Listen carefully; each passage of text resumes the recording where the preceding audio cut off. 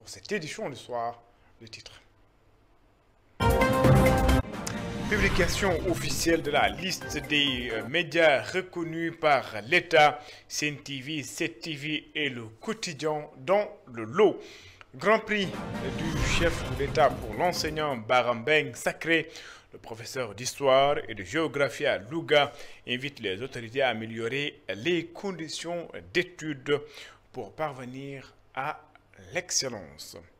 Et puis, le président de l'Union nationale des forages ruraux s'inquiète de la hausse du prix, des factures de l'eau. Selon lui, des mesures doivent être prises pour mettre fin à cette situation. Voilà pour les titres. Le développement, c'est dans une poignée de secondes.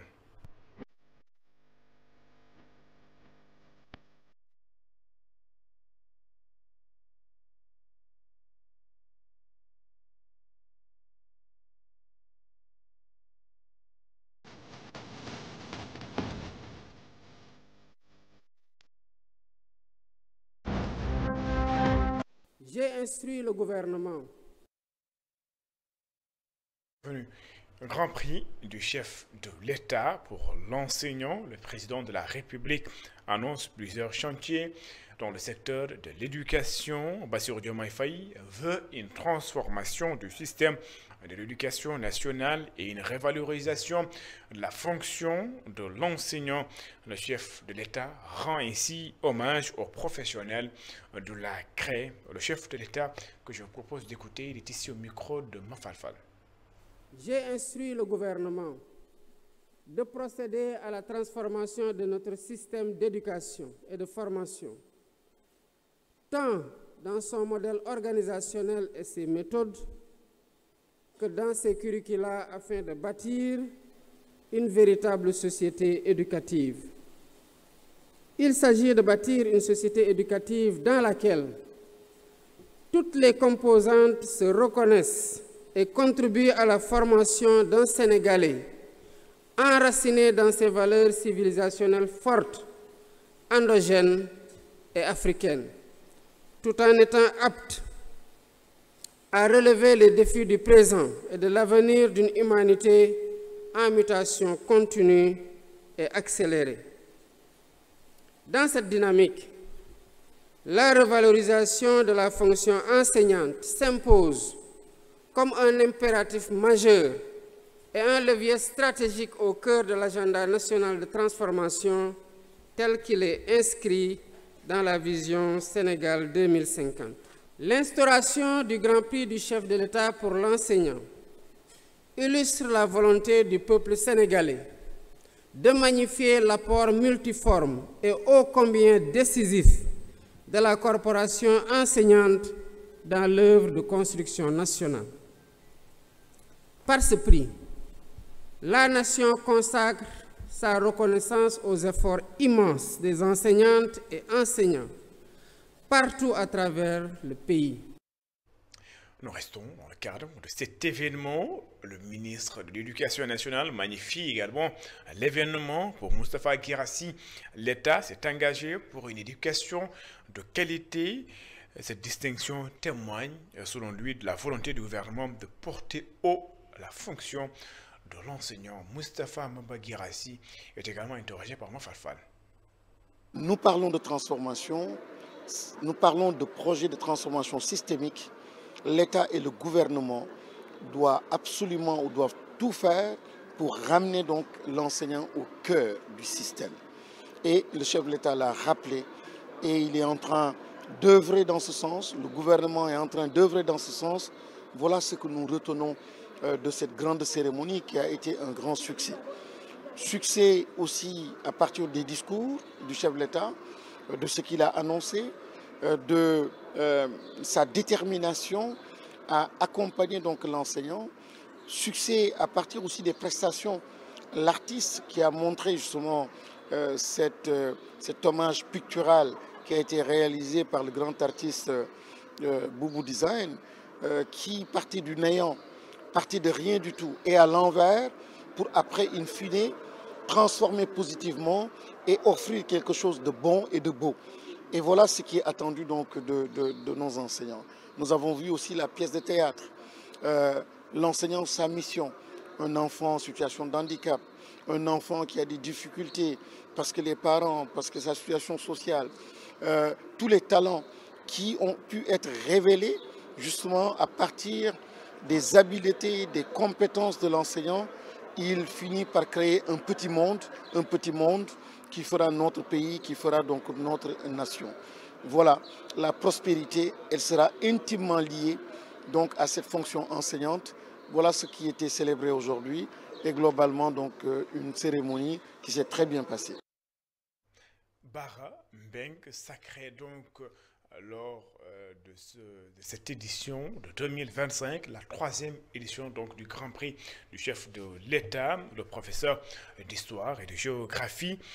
Célèbre donc pour le professeur d'histoire et de géographie, ce prix célèbre l'ensemble des enseignants. Il ne cache pas sa joie, mais invite tout de même les autorités à améliorer les conditions d'études et d'enseignement pour une éducation de qualité. Bara Mbeng, donc lauréat du Grand Prix du chef de l'État édition 2025, est également interrogé par Mafalfal. Recevoir un tel honneur est un privilège, mais c'est aussi un engagement. Ce prix ne récompense pas seulement un individu, mais célèbre l'ensemble des enseignants qui, jour après jour, œuvrent avec dévouement pour l'éducation et l'avenir de notre nation. L'enseignement n'est pas qu'un métier, c'est une vocation. C'est un sacerdoce qui exige patience, rigueur et passion. Dans nos salles de classe, nous transmettons bien plus que des connaissances. Nous formons des citoyens, nous cultivons l'esprit critique, nous préparons les bâtisseurs de demain. Aujourd'hui, en recevant cette distinction, je pense à mes collègues qui, souvent dans des conditions difficiles, ne ménagent aucun effort pour accompagner leurs élèves vers la réussite. Je pense à ces enseignants des zones rurales qui, malgré le manque de ressources, continuent d'enseigner avec foi et engagement. Ce prix est une reconnaissance, mais il est aussi un appel. Un appel à continuer d'investir dans l'éducation, à soutenir les enseignants, à moderniser nos écoles et à offrir à chaque enfant du Sénégal un accès équitable à un enseignement de qualité. Et puis, publication officielle des médias reconnus par l'État du Sénégal, c'est désormais fait. Cette TV, Sen TV, Le Quotidien font leur retour dans cette liste. Ils sont dans le lot donc, des médias reconnus par le Sénégal, par l'État du Sénégal à travers son gouvernement, le ministère de la Communication et des Télécommunications qui en a fait l'écho. Estime qu'il faudrait désormais régulariser le secteur, l'encadrer pour pour un meilleur traitement des informations. Mamadou Lamine Fati. Après une vérification approfondie des organes de presse au Sénégal, le ministère de la Communication a rendu publique la liste des médias conformes à la réglementation en vigueur. Selon Abibouja, directeur de la communication, cette démarche s'inscrit dans une volonté d'assainir le secteur et garantir un environnement médiatique plus structuré. Nous arrivons donc au tableau global avec 639 médias déclarés, 258 conformes et 380 médias non conformes. Ce qui fait que nous sommes aujourd'hui à peu près 40,5% de médias conformes. Nous avons 2 télés qui ne sont toujours pas conformes, 45 radios privées, commerciales ou se prétendant radios qui ne sont pas conformes. Certaines, après vérification, en réalité, n'existent pas encore. Nous avons 176 sites web qui soit ont déclaré être des sites web et le nom de domaine ne marche pas, où c'est une seule personne, où n'emploie personne, où n'ont pas de directeur ou de rédacteur en chef. Nous avons 57 quotidiens PDF, une électronique ou comme vous voulez, qui ne se conforment pas au dépôt légal. Nous avons 31 web TV et nous avons 32 radios communautaires qui non signataires de conventions et de cahiers de charges s'étant déclarés. Bien entendu, ce nombre est largement plus important parce que nous avons des informations sur des médias qui ne se sont pas enregistrés dans la plateforme. À l'issue de cette publication, des mesures seront prises à l'encontre des contrevenants qui ne respectent pas les exigences légales. Les télévisions à ce jour qui ne respectent pas ces dispositions minimales, à l'installation du collège du CNRA, le ministre a donné des instructions fermes avant de voyager pour qu'il n'y ait pas de mise en demeure et que leur signal leur soit retiré avec effet immédiat. Cela est valable pour les radios privées n'ayant pas de convention et de cahier de charges ou ne s'étant pas déclarées par défiance vis-à-vis de l'autorité. À l'installation du collège du CNRA, il leur sera demandé de retirer leur fréquence. Pour la presse en ligne, nous en avons 176, dont certaines ont refusé également et nous avons les informations malgré les appels. Personnellement, en tant que directeur de la communication, j'ai pris le soin d'en appeler plusieurs pour leur demander de s'enregistrer. Ne l'ayant pas fait, ils tombent sous le coup de la loi et nous avons de ce point de vue la direction de la cybercriminalité qui va entrer en action pour faire deux choses. D'abord, bloquer les sites web non conformes, bloquer également les web TV, vous l'avez vu ici, non conformes. Et si les auteurs s'entêtent parce qu'ils ne sont pas journalistes et qu'ils exercent cette profession, ou que leurs médias ne sont pas des médias et qu'ils font de l'usurpation, ou qu'ils aient fait de fausses déclarations, ils encourront les poursuites conformes aux infractions commises. Le ministère entend ainsi accompagner les organes respectant les normes tout en encourageant les patrons de presse à régulariser la situation de leurs employés. Bien entendu, l'objectif pour nous, c'est d'arriver à un écosystème stable avec des acteurs clairement identifiés, des journalistes professionnels qui exercent leur métier avec responsabilité, des reporters et des techniciens employés légalement, qui bénéficient de contrats de travail et des protections sociales qui leur reviennent. Et l'objectif à moyen terme également, c'est de parvenir à une situation à laquelle le Sénégal pourra avoir suffisamment d'outils pour prévenir toute désinformation, tout discours de haine dans les médias et tout écart. Sur les 639 médias déclarés au départ, seuls 258 ont été reconnus conformes aux règles établies par le ministère. Cette initiative vise à renforcer la professionnalisation du secteur et à garantir une meilleure régulation de l'espace médiatique sénégalais. Mamadou Lamine Faté, l'association ouest-africaine pour le développement de la pêche artisanale, s'inquiète de l'avenir des acteurs de la pêche artisanale. Ses membres veulent mettre sur pied une stratégie régionale pour défendre leur secteur. La pêche illicite est en train de faire des ravages selon eux. Ces derniers interpellent le gouvernement. Voici Moussa Mbeng, il est le secrétaire exécutif de l'ADEPA, c'est l'association ouest-africaine pour le développement de la pêche artisanale. Il est ici au micro de Moutagagan. Mais pêche industrielle destructive parce que vous savez que la pêche artisanale, depuis la période coloniale, a été jugée primitive. Parce que simplement la pêche industrielle était dominante. Mais depuis une cinquantaine d'années, on constate évidemment que la pêche artisanale a connu un développement exponentiel. Mais ça et là, également en mer, nous constatons en tout cas des conflits récurrents entre la pêche industrielle et la pêche artisanale, qui se manifestent des fois par des incursions dans la zone côtière des 6000 de certains navires chalutiers et qui détruisent sur leur passage des engins appartenant à la pêche artisanale. Il arrive également qu'il y ait des chavirements, il arrive qu'il y ait aussi des pertes de personnes, de vie humaine, mais aussi, au-delà de cela, vous savez que les bateaux chalutiers causent des dégâts énormes au niveau de l'environnement, de l'écosystème marin et côtier, par la destruction des habitats, mais aussi avec des effets néfastes sur, n'est-ce pas, le biotope et la biocénose.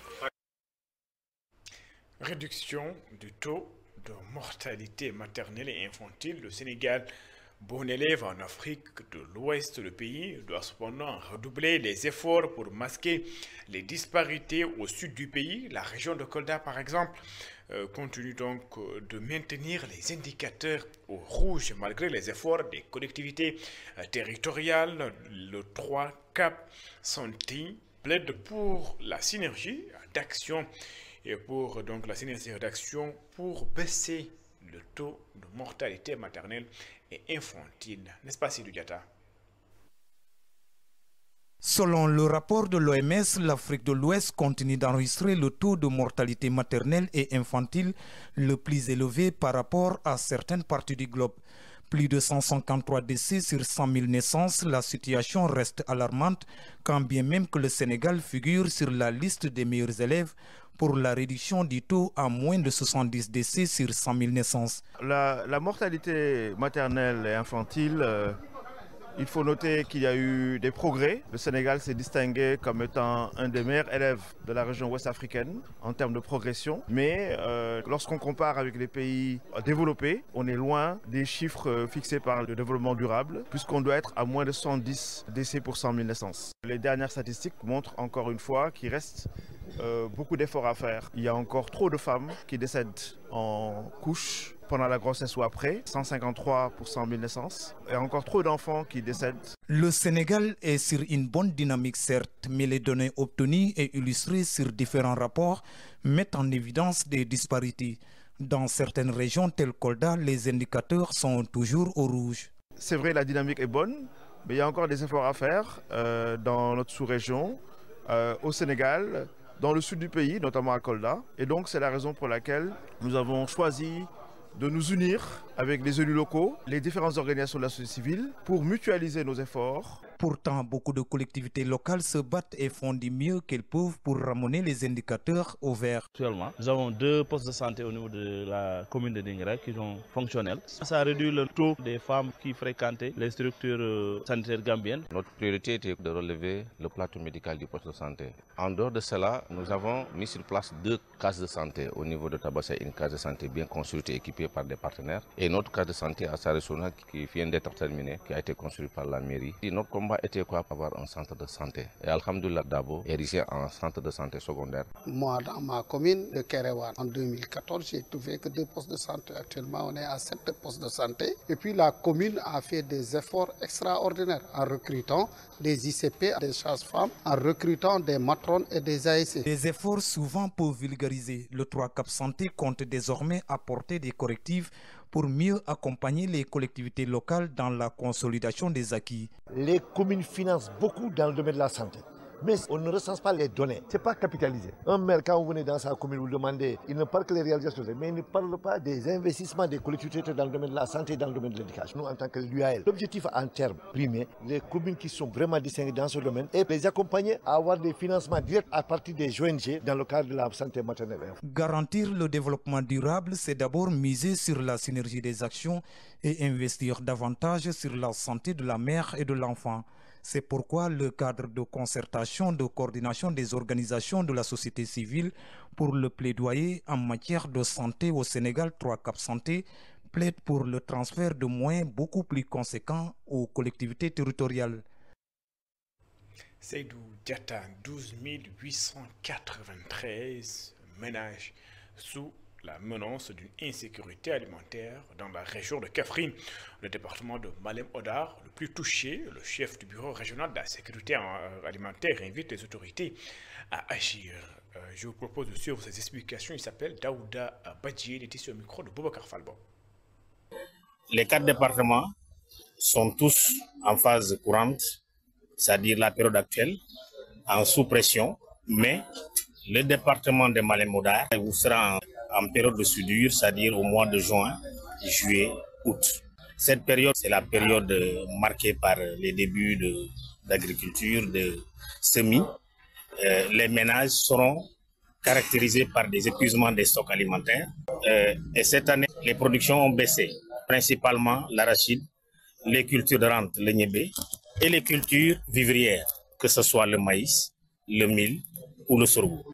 Nous avons estimé les populations qui sont en phase 3, c'est-à-dire en phase crise.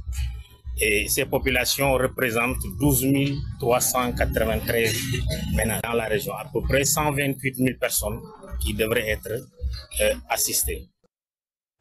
Le bureau de mise en niveau des entreprises en partenariat avec African Climate lance son projet en animation des centres de production propres du Sénégal. Objectif, renforcer les capacités des entreprises nationales, des banques, institutions, entre autres, sur les meilleures pratiques dans le domaine du financement, mais également du changement climatique. C'est un compte rendu signé Satou Diba et Cheikh Ahmed Tidiane Diouf.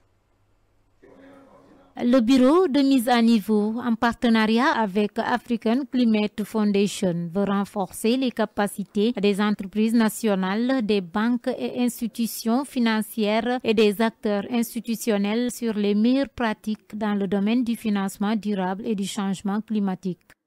Donc le ministère, bien sûr, est pleinement engagé dans ce combat aujourd'hui, qui est un combat planétaire, de mise en place de tissus industriels responsables, durables et propres, et bien sûr respectueux de notre environnement, de notre planète. Il faut le rappeler, à l'axe 2 du nouveau référentiel de politique publique, l'agenda de transformation Sénégal 2050, donc c'est un pilier du développement économique du Sénégal. Les entreprises sont accompagnées par le ministère de l'Industrie et du Commerce au travers de nombreuses structures. L'idée, c'est d'intégrer de façon systématique, d'avoir un réflexe quand on accompagne vers ces questions de durabilité du développement économique. On voit que c'est un enjeu de compétitivité de ces entreprises. Le représentant régional de African Climate Foundation salue la volonté de l'État dans sa nouvelle politique dans ce secteur et rappelle la nécessité de l'industrialisation. Nous sommes tout à fait heureux de pouvoir accompagner en tout cas ces processus-là, intégrer la question de la transition énergétique et de la durabilité de la production propre au niveau du secteur industriel, au niveau des entreprises du secteur privé. Nous avons beaucoup d'espoir sur ce projet-là qui va toucher énormément d'entreprises, mais aussi le secteur financier, parce que c'est aussi des acteurs qui sont impliqués, qui sont des acteurs majeurs dans le domaine de l'entreprise, et il est bon qu'ils aient une compréhension, une bonne perception de ce qu'est la pollution propre et de quels sont les mécanismes et les outils qui peuvent aider. Pour la directrice de bureau de mise à niveau, dans le cadre d'une formation, ils pourront sensibiliser les entreprises, les journalistes et universitaires. Nous voulons, comme je l'ai dit, donc, animer davantage ce centre de production propre qui va nous permettre de faire des formations, de faire de la sensibilisation des différents acteurs, notamment les entreprises, mais également les institutions financières, les journalistes et également les universitaires. Donc l'objet, c'est de les sensibiliser sur tout ce qui est action à mener contre les changements climatiques et voir comment, à travers certaines formations, les mobiliser pour qu'ils puissent aller vers une production propre, mais également pour qu'ils puissent accéder au financement vert. Le BMN a intégré en 2010 son programme d'accompagnement, les volets environnement et efficacité énergétique, dans le but de mieux inciter les entreprises à investir dans la maîtrise de l'énergie, mais également à prendre en compte l'impact de leur activité sur l'environnement. Et puis à Gaïa, la situation hydraulique liée au manque d'eau auquel sont confrontées les populations inquiètent le président de l'UNAFOR, l'Union nationale des forages ruraux. Modou Diouf déplore la hausse constatée sur les factures d'eau et la mauvaise gestion des fermiers. Modou Diouf, que je vous propose d'écouter. Ce que nous avons entendu ici à Gaïa est alarmant, dans la mesure où l'eau est extraite tout près de la localité. Et pourtant, cette même eau est drainée jusqu'à Dakar, jusque dans les autres centres urbains, avec un prix moins cher, mais également avec une eau traitée. De sorte que les populations dans les centres urbains puissent la consommer sans danger. Quelle est donc cette logique qui aujourd'hui, au Sénégal, vise à créer deux catégories de citoyens. Une catégorie qui doit consommer de l'eau impropre je dis bien, et une autre catégorie qui doit consommer une eau traitée, sans bactéries et source d'aucune maladie. Donc l'État du Sénégal doit procéder le plus rapidement possible par une correction de cette inéquité, de cette disparité qui aujourd'hui a fini de gagner tout le monde rural. L'État du Sénégal est appelé à rompre les contrats qui le lient à ses fermiers, à commencer par CO qui va expirer son contrat contracté avec l'État du Sénégal en 2025. Toute lutte est portée par une jeunesse. Et à partir de Gaïa, je lance un appel solennel à leur jeunesse de cesser de sortir de l'oisiveté pour affronter les véritables problèmes auxquels sont confrontés leurs parents, auxquels sont confrontés leurs pères, auxquels sont confrontés leurs sœurs, auxquels sont confrontés leurs enfants. Il leur appartient, il vous appartient, vous, jeunesse de Gaïa, à faire face et à ne pas fuir vos responsabilités, parce que seule la lutte libère. Et puis, visite du ministre saoudien du Hajj au Sénégal, Tawfir bin Fawzeyni Al-Rabi, qui est donc en visite au Sénégal. Objectif renforcer davantage le partenariat, mais également écouter d'autres partenaires afin de pouvoir répondre aux préoccupations des besoins des pèlerins. Des innovations également sont annoncées pour cette édition 2025 du Hajj. Je propose d'écouter les explications donc de Tawfir bin Fawzeyni Al-Rabi, ministre saoudien du Hajj. Il est interrogé par Aram Faldaou et Moussa Dia. خادم الحرمين الشريفين وسمو العهد حريصين جدا على تقديم كل التسهيلات لضيوف الرحمن. Le Royaume d'Arabie Saoudite a investi beaucoup dans les infrastructures de base pour pouvoir davantage offrir des services aux pèlerins, mais aussi pour pouvoir accueillir un plus grand nombre de pèlerins. À titre d'exemple, l'Arabie Saoudite a accueilli en 2024 pas moins de 18,5 millions de pèlerins et de ceux qui ont accompli la Umrah. Parmi eux, alors qu'il y avait seulement 16 millions de pèlerins parmi eux qui ont accompli la Umrah. Donc, dans ce cadre-là, le Sénégal a envoyé en Arabie Saoudite pas moins de 13 000 pèlerins et 11 000 personnes qui ont pu accomplir la Umrah. Donc, tous ces investissements entrent, selon le ministre, dans le cadre de la vision futuriste que l'Arabie Saoudite a pour le Hajj et la Umrah, et envisage davantage d'offrir beaucoup plus de facilités. Dans ce cadre-là, l'Arabie Saoudite, à travers son Excellence le ministre, va ouvrir ici à Dakar un bureau dédié à la délivrance des visas qui s'appelle Ta'shir. C'est un programme qui s'appelle Ta'shir qui est destiné à la délivrance automatique des visas où chaque citoyen sénégalais pourra obtenir son visa à partir de chez lui dans les 48 heures. Donc c'est une innovation que l'Arabie Saoudite vient de faire. Mais aussi, il y a la plateforme Nusuk qui a été améliorée davantage pour inclure plus de 100 programmes et services à travers laquelle les pèlerins pourront trouver tout ce dont ils ont besoin. Il y a aussi, à travers le programme Nusuk, ce qui concerne la gouvernance financière des pèlerins, où les pèlerins pourront avoir tout ce dont ils ont besoin dans le domaine financier. Mais aussi, il y a Nusuk Care. Donc, toutes ces innovations-là entrent dans le cadre de la facilitation ou des facilitations que l'Arabie Saoudite compte octroyer aux pèlerins du monde entier. Donc, elle fait partie aussi des facilitations.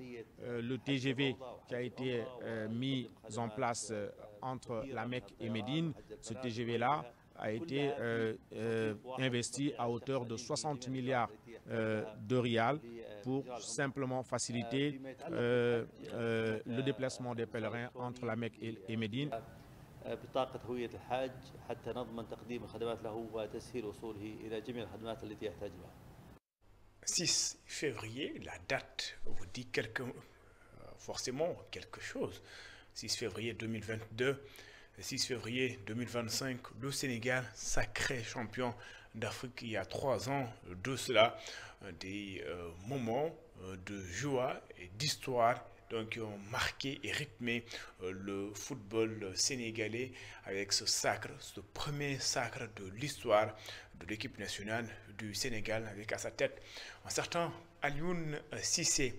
Souvenir donc de cette finale de la Coupe d'Afrique des Nations au Cameroun. Le Sénégal faisait face donc à l'Égypte jusqu'à que la patte de Sadio Mané offre le premier trophée à l'équipe nationale du Sénégal.